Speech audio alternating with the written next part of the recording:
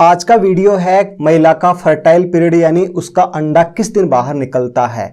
जो महिला प्रेग्नेंट होना चाहती है उसे भी ये पता होना चाहिए कि उसका अंडा कब बाहर निकल रहा है, और जो महिला नहीं प्रेग्नेंट होना चाहती उसे भी पता होना चाहिए कि अंडा किस दिन बाहर निकल रहा है। क्योंकि जो प्रेगनेंसी डिपेंड है वो सिर्फ एक अंडे पे डिपेंड है, क्योंकि अंडा एक महीने के अंदर जो आपकी साइकिल आती है लगभग एक महीने की, उसमें एक दिन एक अंडा बाहर निकलता है।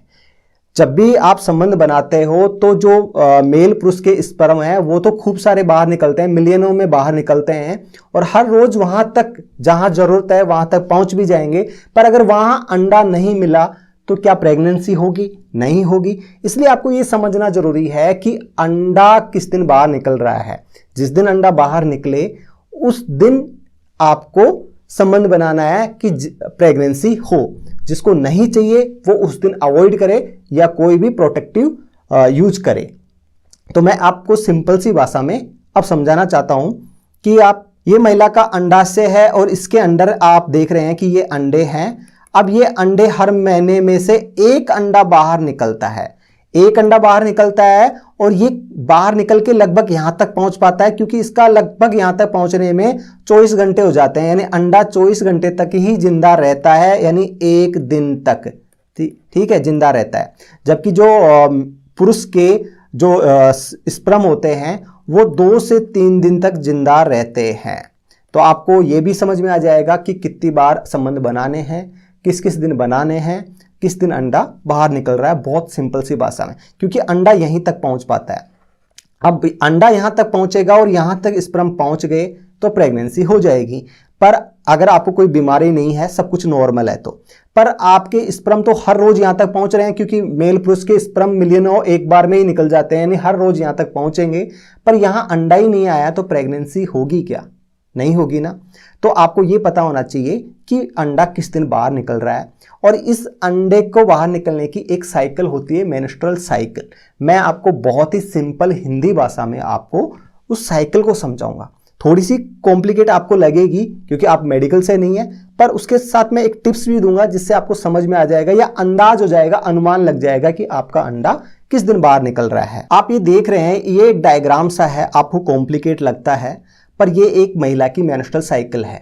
जो 90% महिला यानी 100 में से 90 महिलाओं की ये साइकिल होती है, और ये 28 दिन की होती है, यानी 28 दिन के लगभग की होती है। पर ये साइकिल कभी आगे पीछे होती रहती है, किसी के 2 दिन ऊपर ले जाती है, किसी के 2 दिन कम रह जाते हैं, किसी के 4 दिन कम रह जाते हैं, किसी के 4 दिन आगे चले जाते हैं। तो ये 4 दिन कम रहना, 4 दिन आगे चले जाना, ये नॉर्मल है, ये कोई बीमारी का संकेत नहीं है। पर किसी महिला की जो आने वाली होती है उसको लगता है कि इस महीने, आज जैसे 14 तारीख है तो अगले मेंस्ट्रुअल साइकिल आती है तो अगले 14 तारीख को आएगी, पर वो 10 दिन तक नहीं आए या 15 दिन तक नहीं आए, या इस महीने आई नहीं, एक महीना छोड़ के फिर आ रही है। या किसी महिला को ये लगता है कि अगले महीने की 14 तारीख को आती है, जैसे आज 14 तारीख है तो आज किसी की आई है तो उसको लगेगा अगले महीने की 14 तारीख, 11 तारीख, 12 तारीख के आसपास आएगी, पर वो 10 दिन पहले ही आ जाए, 1 तारीख को ही आ जाए, तो उसको बोलते हैं इरेगुलर। अब हम किसी महिला की एक साइकिल ले लेते हैं। वो साइकिल मान लीजिए कि किसी महिला के जो ब्लीडिंग होना स्टार्ट हुई वो 1 तारीख को हुई, उसको पहला दिन मान लेते हैं, 1 तारीख। आपको समझ में आ जाएगा, आपकी जो भी साइकिल जिस दिन आती है उसको आप 1 तारीख लिख दो आगे, फिर क्रम वाइज लिखते चलो आप। यानी 1 तारीख को महिला की आई। अगर ये 28 दिन की साइकिल है तो दूसरी साइकिल 28 दिन तक बाद ही आएगी, यानी 29 तारीख को उसकी साइकिल आएगी अगली। यानी 1 तारीख को आई तो 28 दिन कंप्लीट होने के बाद में 29 तारीख को उसकी साइकिल आएगी।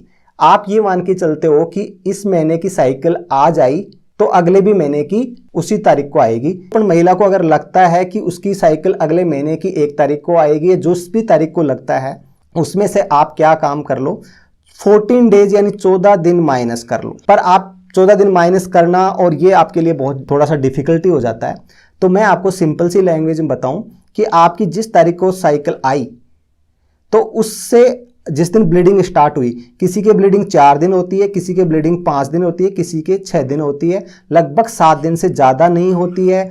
और 7 दिन में भी ये 5, 6, 7, 8 पैड ही होते हैं। 8 पैड से ज़्यादा या 7 दिन से ज़्यादा आ रही है तो वो नॉर्मल नहीं है।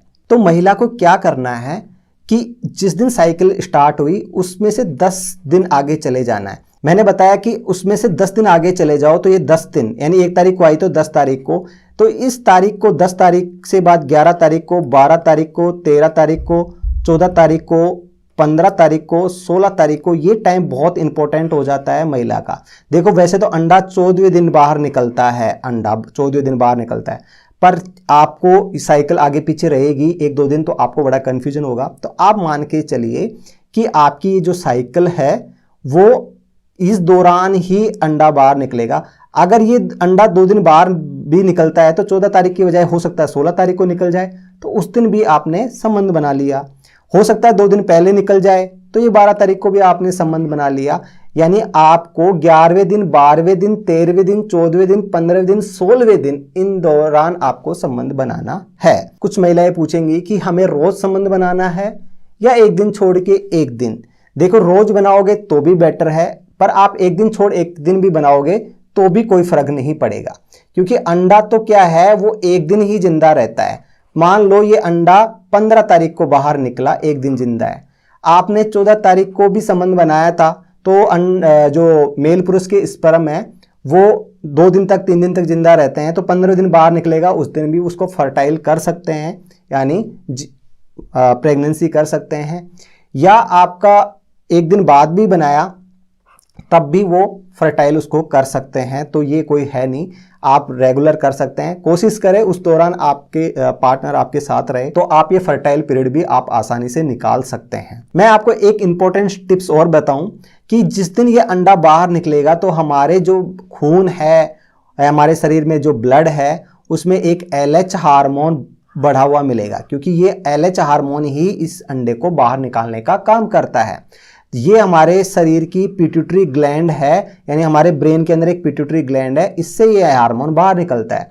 तो ये ब्लड के माध्यम से ये हार्मोन यहाँ तक पहुँचता है और अंडे को बाहर निकालने का काम करता है। तो जिस दिन हमारे ब्लड के अंदर ये LH हार्मोन का लेवल बहुत ज़्यादा बढ़ा हुआ होगा, तो एक चीज़ तो ये इंपॉर्टेंट है। इसका क्या फ़ायदा होगा वो भी मैं आपको बताऊंगा।